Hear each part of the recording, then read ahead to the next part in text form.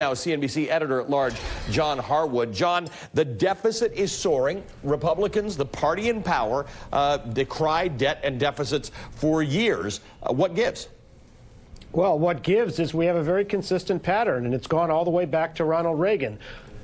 Every single Republican president has presided, since 1981, has presided over rising deficits, and both Democratic presidents, Bill Clinton and Barack Obama, have presided over falling deficits. Why is that? Well, the Republicans cut taxes. They insisted it wouldn't increase the deficit, but it did. When Democrats raised taxes, they said that make things worse because it would put the economy into recession. That did not happen. In both cases, the economy recovered and the deficit went down. Now they're running the same play this time. Many people, all economic forecasters ahead of that tax cut, said it was going to increase the deficit. Trump, Mnuchin, Gary Cohn, others said, no, that's not going to happen. Well, guess what? It is happening. One of the problems with deficits is that it becomes a hot topic for a little while, debt and deficits, and then it goes away. You and I have seen this happen on a cycle many, many times. How do you get people to engage in the necessary conversation about when the government should spend more than it takes in and when it absolutely shouldn't? What's the way in which you get people to care about deficits and debt?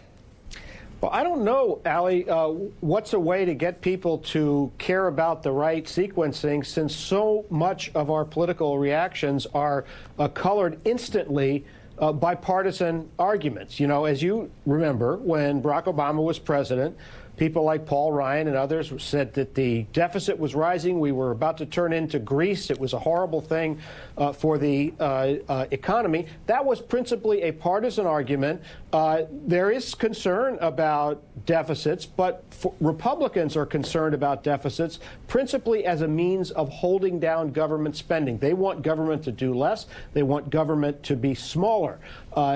When Republicans are in power, they turn around on deficits and say, well, the way to make government smaller and make the economy better is to reduce taxes. That will generate more growth, and it will then create pressure to reduce spending, which is what people like Mitch McConnell and Paul Ryan have said. We need to go cut Social Security and Medicare. Mitch McConnell said it this morning.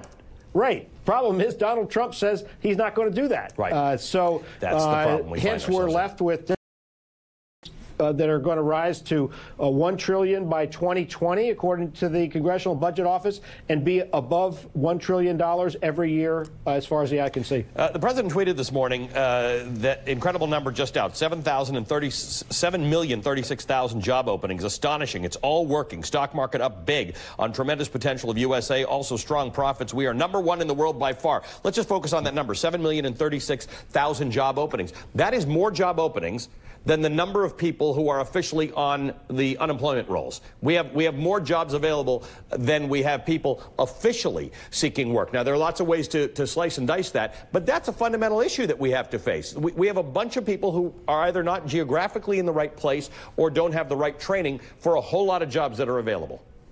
Exactly right. That's why Janet Yellen said yesterday that we are at full employment. She's worried about the economy overheating.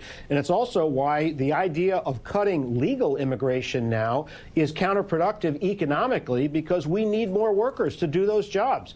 We need more skills, yes, but we also need more bodies, more people in the United States to do that work. And if they're not here, we're not